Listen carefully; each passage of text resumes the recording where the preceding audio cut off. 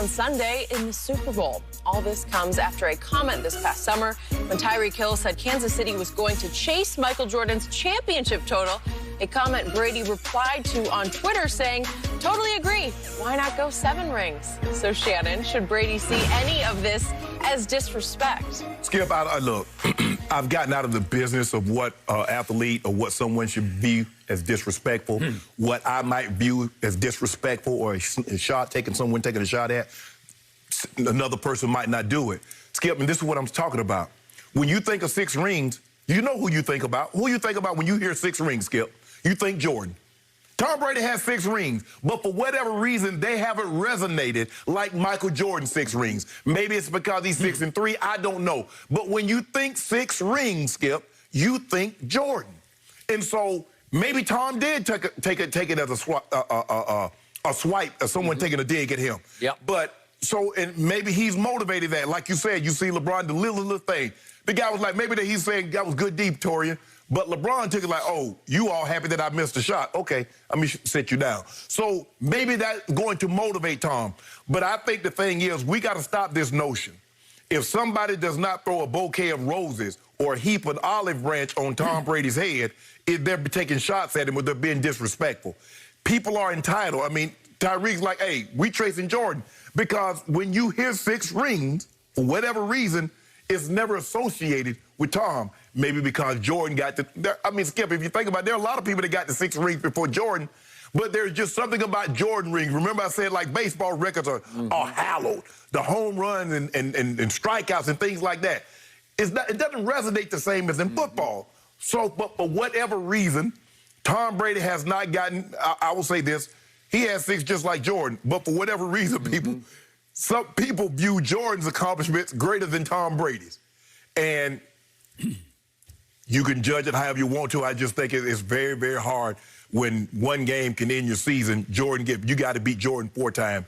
So I think it's more difficult to do what Tom has done. But for whatever reason, Skip, Tom hasn't gotten the credit for the 6 rings that he's won. But I don't believe Frank Clark, what was Frank supposed to, like Frank said, I ain't got nothing to say. Chase Young was talking about, I want Brady, I want Brady. Frank Clark said, tell him I'll see him on Sunday. Super Bowl Sunday, I'll see him. No, he didn't say it that way. You know. Now, what did he say? I'll see his you-know-what on Yeah, I'll see his you-know-what on Sunday. I'll see you-know-what on Sunday. But, Skip, you know how Frank is. Remember last year in the AFC title game when Derrick Henry, they said about Derrick Henry, I'm surprised he didn't got more yards than that, as big as he is. Hell, he should have 2,000 yards when he got 2,000 this year. But anyway, so Tom Brady might view it as a swipe. I do not, and we got to just be careful that every time somebody doesn't say something glowing about a person, they're taking a shot at them. All right. I interpret all 3 of these instances as shots at Brady because I believe he will interpret them as shots. Okay. Maybe he's Jordan-esque in that he oversees shots at him as personal. He views all things that's not positive as a negative. Right. Because Jordan actually fabricated. Yes. He would fabricate a slight. I always tell the Calipari story when he was just angry, pointing at Calipari in a game at New Jersey against the Nets, a playoff game. And Jordan was GOAT that night. And I asked him after the game, what do you have against Calipari? He said, I don't even know him. He said, I just don't like the way he walks up and down in front of the bench, how he prances up and down. Okay, well, that's just perceiving something in somebody just to motivate yourself until you get mad about that. So LeBron needs it to actually happen to get mad, but Jordan would make it up until he finally decided, I got to get even with that guy, even if it's just fabricated. LeBron believes that everybody is good until you prove otherwise. Jordan believes everybody is bad until you prove otherwise. So, to me, Tom Brady doesn't look like an assassin. He doesn't look like some badass quarterback who's going to get even with you. Right. He looks like the lame, cliched dad down the street or next door. Yep. So he comes in a different package. But what I've learned over many years of closely observing Brady is you better be careful with what you say before games because the littlest perceived slight will become massive in his mind by kickoff. And you just better be careful with this guy because he can be a force of nature in games of this magnitude, like a championship game or certainly a Super Bowl, if he decides that that you have little to no respect for him. Well, Skip, considering that Brady's won, what, 33, 34 playoff games, there's a lot of games. Nobody said anything. He went out there and kicked their ass. Okay, so, I got it. I got it. But this is another Super Bowl with a team that most of which has not been there, most of whom has not been there. Correct. And he needs some reason to take it up one more level. Skip, they beat the brakes off you. You know, you got to read the same thing New Orleans. That's true. New Orleans didn't need to say anything. He's like, y'all beat me twice. Y'all think I'm done. Okay, I'm going to show you. Okay, but this is what I'm starting to see in the Kansas City Chiefs. And I respect to the highest degree Andy Reid. I think he's a good man, but he loves to pour it on. He loves his trick plays. He loves his red zone inside the 5. You better look out because and he even tried one, remember, at Tampa Bay, as I call it. He tried some trick pass play from Kelsey to Mahomes, and it didn't work, and it cost them 4 points in that game because they had to kick a field goal. Remember that? Yes. Okay, so he loves to, on the biggest stage, say, watch this, and to reprove some of his offensive And remember, they threw a pass to Mahomes down the field in another game, giving out they Sammy Watkins threw it. That's who they are. I really love Patrick Mahomes, all of his talent. I think he's a good kid, but he's becoming a cocky kid to me. And I don't know why, in several references that I've heard, that he has to say he's one of the best, if not the best. Because, come on, we know who the best is. Yeah, this is what I know. On my podcast, I've interviewed Chris Tucker. I did Chris Tucker, J.B. Smooth. I interviewed some of the rappers. But they don't put their contemporaries on Mount Rushmore, a GOAT. He said, I was talking to Tucker, and I was like, well, you know, he's like Richard Pryor and Red Fox and Bernie Mac. And I said, well, what about Chappelle? He's like, he's my contemporary. I can't put him there. Same thing. A lot of guys, Skip, that's a contemporary. And if you notice, Skip, a lot of contemporary, they're like, no. They go back. So I'm playing with a guy. They didn't look. Jordan was great, but nobody at the time, Magic wasn't saying he's the greatest player. He's the best player currently playing. But he's not the greatest player. Nobody said that until afterwards. So you don't heap that kind of praise on a contemporary. You would see that as a weakness. You mean to tell me that you believe somebody is better than you? Nah, Mahomes said, look, he's the greatest, if not one of the greatest. Okay, he's not the greatest right now, Skip. Tom Brady is old enough to be his father. Okay? But let me ask you a question, Skip. Do you believe right now Tom Brady is a better quarterback than Patrick Mahomes right now?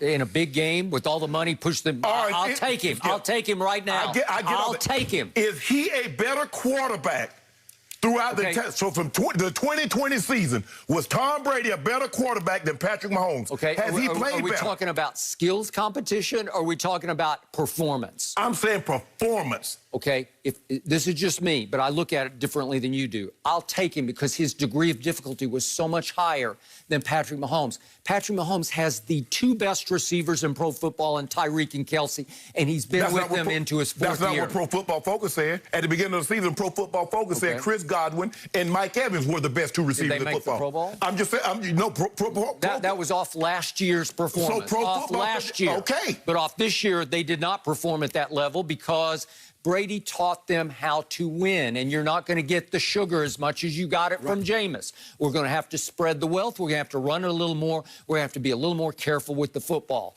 So, again, it took Brady saying, eye on the prize, not on the Pro Bowl. But Skip, they didn't have any Pro Bowlers on offense. They didn't have one. If you look at the receivers, Skip, Brady doesn't normally send receivers. Other than Randy Moss and Wes Welker, he hasn't had a receiver. The only tight end is gone has been Gronk. So his offense is really not conducive because, like you said, he does spread the ball around, but his running backs do do a lot of the catching. Where in this offense, it's all about Tyreek, it's all about Kelsey. All right. So Clark. He's got a pretty big mouth, but he backs it up. He's a good player. Yeah.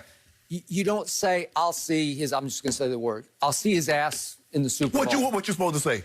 Oh, Tom Brady, I'm so afraid of Tom Brady. Show a little bit of respect to a guy who's going to his 10th Super Bowl. I wish I might. Yeah. Let me get out. I'm going to show you how much respect I'm going to show for him. Let me get my hands on him. Okay, good. Love it. Say that publicly. It's just, you should think that privately. You should not say this publicly. All he said was, I'll see his ass on Sunday. When will they ever learn? That's been my point all along about that guy, number 12. Let's think about it.